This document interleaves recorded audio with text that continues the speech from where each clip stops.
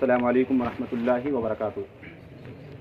الحمدللہ رب العالمین والصلاة والسلام علی رسولہ الامین وعلی آلہ واصحابہ اجمعین اما بعد. وعن عبداللہ بن عباس رضی اللہ تعالی عنہما قال قال رسول اللہ صلی اللہ علیہ وسلم تسمعون ویسمع منکم ویسمع ممن یسمع منکم رواہ احمد فی مسندہ. مصلیان کرام، آج باری تو نہیں تھی لیکن میں کسی کی نیابت میں حاضر ہوا ہوں. راوی حدیث عبداللہ بن عباس رضی اللہ تعالی عنہما کہتے ہیں کہ اللہ کے نبی صلی اللہ علیہ وسلم نے فرمایا کہ آج تم حدیثوں کا سماع کر رہے ہو، کل تم سے وہ حدیثیں سنی جائیں گی، اور جو کل تمہارے سامنے زانوئے تلمستہ کریں گے کل ان کی بھی شاگردی اختیار کی جائے گی، وہ بھی کسی کے شاگرد بنیں گے. ساتھیوں، شارحین حدیث اس حدیث کی شرح میں لکھتے ہیں کہ بظاہر تو اس حدیث کے اندر خبر کے صیغے ہیں، خبر مراد ہے، لیکن در حقیقت یہاں مراد امر ہے. یعنی تم حدیثوں کو سنو اور سن کر کے تم پر یہ لازم ہے کہ اس کی تبلیغ کرو، لوگوں تک حدیثوں کو پہنچاؤ، پیغام رسالت کو لوگوں میں عام کرو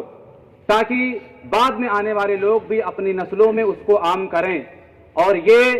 حدیثوں کا سننا اور دین کے تعلیم کو حاصل کرنا یہ امانت ہے، اور اس امانت کو ادا کرو. میرے بھائیو اور دوستو، پرسوں گئے رات 10 ساڑھے 10 بجے میں اس سوچ میں تھا کہ آج ہم اور آپ دیکھیں کہ ہمارے اور آپ کے سامنے کیسی سوئے اتفاقی آئی ہے. وہ لوگ جو 8-9 سال تک تقریباً نحو، صرف، بلاغہ اور علوم القرآن، اصول فقہ اور حدیث کی بڑی بڑی کتابیں پڑھتے ہیں اور ماہر و باہر اساتذہ کی نگرانی میں باقاعدہ 8-9 سالہ دور گزارتے ہیں، مگر جب باری آتی ہے یتیم مکہ کے مشن کی تبلیغ کی، باری آتی ہے دشمن عائشہ اور معاندین معاویہ کی دلائل و براہین کے ذریعہ سے ان کی بیخ کنی کرنے کی،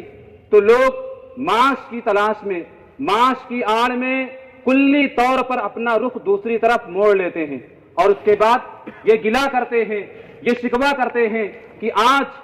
مسند افتاء آؤٹ سائڈرز کے قبضے میں چلی گئی. لوگ یہ درس دیتے ہیں، یہ گلہ کرتے ہیں کہ آج مسند افتاء پر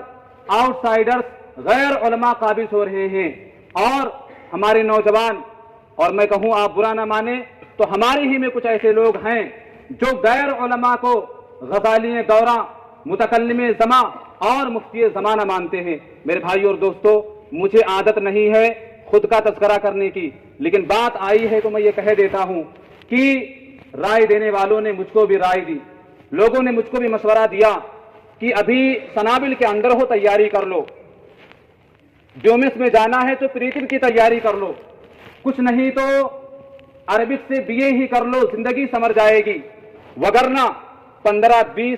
ہزار پر یہ پوری زندگی تمہاری گھومتی رہے گی، اچھی خاصی زندگی خستہ حالی کا شکار ہو جائے گی. ہم نے کہا کسے پڑی ہے کہ جا سناوے پیارے پی کو ہماری بتیاں، نہ نیند نینا نہ انگ چینا، نہ آپ آویں نہ بھیجے پتیا. ہم نے کہا اما عائشہ کو گالیاں دی جائیں، جناب محمد عربی صلی اللہ علیہ وسلم پر دشنام تراشی کی جائے، سلف صالحین کی جانب گالیوں کے پتھر پھینکی جائیں، اور میں نوکری کی چکر میں اپنی زندگی کے لمحات کو بوسیدہ کر دوں. کعبے کے رب کی قسم ہے، غریبی میں مرنا گوارا ہے مگر یہ گوارا نہیں ہے. اور ہم نے ان سے کہا کہ سنو، میرا یہ عقیدہ ہے کہ میری قسمت میں جتنی روزی لکھی ہوگی رب محمد مجھے وہ روزی عطا کرے گا. میرے بھائی اور دوستو، آج میں مخاطب ہوں اپنے ہم مکتب، اپنے حلقے آرا سے. میرے دوستوں اور ساتھیوں، میں یہ کہوں گا کہ فراغت کے بعد کہیں بھی جاؤ، کسی بھی کمپنی میں جاب کرو، عربک سے BA کرو، BMS کرو، CUT کا ایگزام نکالو، جو کرنا ہے وہ کرو، زندگی کے کسی بھی شعبے میں جاؤ، لیکن خطبہ تم پڑھاؤ، درس تم دو، صلاۃ عیدین اور خطبہ عیدین کا اہتمام تم کرو. اور علامہ اقبال کی زبان میں کہوں، اگر جواں ہو میری قوم کے جسور و غیور، قلندری میری کچھ کم سکندری سے نہیں. اگر آج مدارس کے طلبہ فراغت کے بعد کما حقہ اپنا شعار بنا کر کے، اپنے شعار کی پاسداری کرتے ہوئے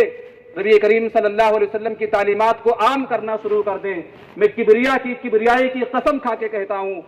عوام الناس کے اندر عوام الناس کی بہترین رہنمائی ہوگی، لوگ آپ سے جڑیں گے، لوگ آپ کی وقات کو بحال کریں گے اور آپ کو عزت دیں گے۔ آؤٹ سائڈرز، دخلا، غیر علماء یہ مسند افتاء کو چھوڑ دیں گے، یہ چلے جائیں گے، لیکن شرط یہ ہے کہ تم اپنے آپ کو سنوارو۔ میرے بھائیو اور دوستو، میں آخر میں یہی کہوں گا کہ ہم اور آپ یہ عزم کر کے اٹھیں کہ خون دل دے کے نکھاریں گے رخ برگ گلاب، خون دل دے کے نکھاریں گے رخ برگ گلاب۔ ہم نے گلشن کے تحفظ کی قسم کھائی ہے۔ میرے بھائیو اور دوستو، ہمیں اور آپ کے لیے آج میں یہ کہوں گا کہ آپ لوگ دعا کریں اپنے ان بھائیوں کے لیے جو فراغت کے قریب ہیں، دعا کریں کہ اللہ تعالیٰ فراغت کے بعد دین کے سلسلے میں ان کو مزید پائے ثباتی عطا کرے، اور خصوصاً آپ لوگوں سے یہ گزارش ہے کہ آپ لوگ میرے لیے دعا کریں۔ دعا کرو کہ سلامت رہے میری ہمت، دعا کرو کہ سلامت رہے میری ہمت، یہ ایک چراغ کئی آدیوں پہ بھاری ہے، اور میں آپ سب کے لیے یہ دعا کروں گا کہ اللہ تعالیٰ آپ سب کو دین محمدی کا خادم بنائے۔ اللہ تعالیٰ آنے والے اگزام میں ہم سب کے لیے آسانی پیدا کرے، جب تک جئیں توحید پر جئیں، خاتمہ ہو توحید پر ہو، آمین۔ تقبل رب العالمین، والسلام علیکم ورحمۃ اللہ وبرکاتہ۔